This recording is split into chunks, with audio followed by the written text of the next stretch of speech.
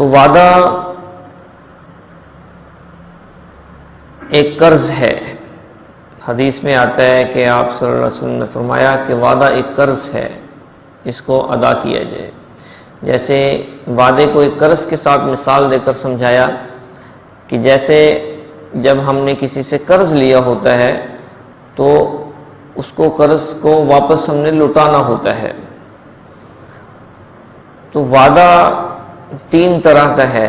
ایک وعدہ وہ ہے کہ جو انسان کا رب العالمین کے ساتھ ہے، ایمان، اطاعت کا، فرما برداری کا، حلال اور حرام کا، حلال کرنا ہے، حرام سے بچنا ہے، اللہ تعالیٰ کے احکامات کو پورا کرنا ہے، اور ایمان کا، اطاعت کا، فرما برداری کا یہ وعدہ ہے. ایک وعدہ وہ ہے کہ جو انسان اپنے ساتھ کرتا ہے کہ کوئی نظر مان لی، کوئی منت مانگ لی، یا کوئی اپنے آپ سے وعدہ کر لیا کہ یہ کام میں ضرور کروں گا. ایک وعدہ وہ ہے کہ جو انسان دوسرے انسانوں سے کرتا ہے. تو ان میں سے وعدے کی مختلف شکلیں ہیں. تو حضور نبی کریم صلی اللہ علیہ وسلم کا فرمان ہے کہ جو شخص 6 چیزوں کی ضمانت دے دے تو میں اس کے لیے جنت کی ضمانت دیتا ہوں. جب بولے تو سچ بولے، وعدہ کرے تو پورا کرے، امانت میں خیانت نہ کرے، امانت کا حق ادا کرے، اپنی نگاہوں کو پست کر کے چلے، اور اپنے خواہشات کو قابو میں رکھے، اور اپنے ہاتھ کو قابو میں رکھے، کسی پر ظلم و ستم کے لیے نہ اٹھے. ان 6 چیزوں کی جو شخص ضمانت دے گا تو آپ صلی اللہ علیہ وسلم کا فرمان ہے کہ میں اس کے لیے جنت کی ضمانت دیتا ہوں. اب کتنی یہ شاندار چیزیں ہیں. تو قیامت کے دن آپ صلی اللہ علیہ وسلم نے فرمایا ہے کہ جو وعدوں کو توڑنے والے ہوں گے، وعدہ خلافی کرنے والے ہوں گے، بد عہدی کرنے والے ہوں گے، ان کے لیے ایک الگ سے جھنڈا بنایا جائے گا جو دور سے دیکھ کر پہچان لی جائیں گے کہ یہ وہ لوگ ہیں جو وعدوں کو توڑنے والے تھے. تو وعدہ ایک امانت ہے. جیسے کوئی شخص کہتا ہے کہ میں نے وعدہ کیا ہے کہ میں نے آپ کو فلاں دن آپ کو پیمنٹ دینی ہے، یہ ایک وعدہ ہے. میں آپ سے فلاں دن اتنے بجے ملنے آؤں گا، یہ وعدہ ہے.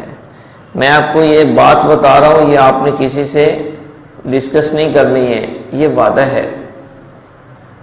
یا میں آپ کے پاس فلاں دن آپ کو کوئی چیز واپس کروں گا، کتاب ہے، کوئی کپڑا ہے، کوئی بھی چیز.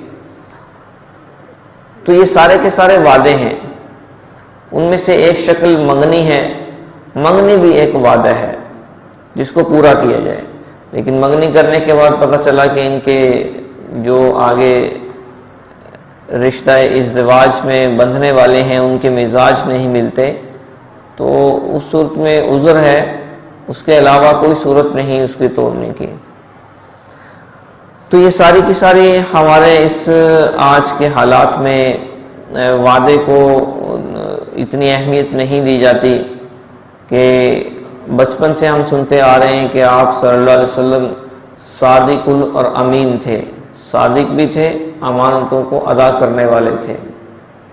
لیکن ایک صفت ایسی ہے کہ جو شاید ہم نے کبھی نہ سنی ہو، کہ آپ صلی اللہ علیہ وسلم کے روزہ مبارک پہ لکھا ہوئے ہیں صادق الوعد الامین، یعنی وعدوں کو پورا کرنے والے بھی تھے.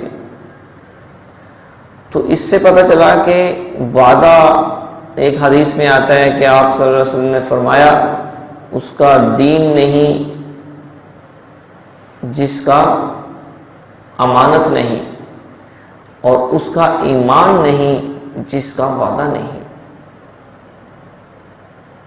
یعنی جو امانت میں خیانت کر رہا ہے اس کا دین نہیں، جو وعدہ خلافی کر رہا ہے اس کا ایمان کوئی نہیں.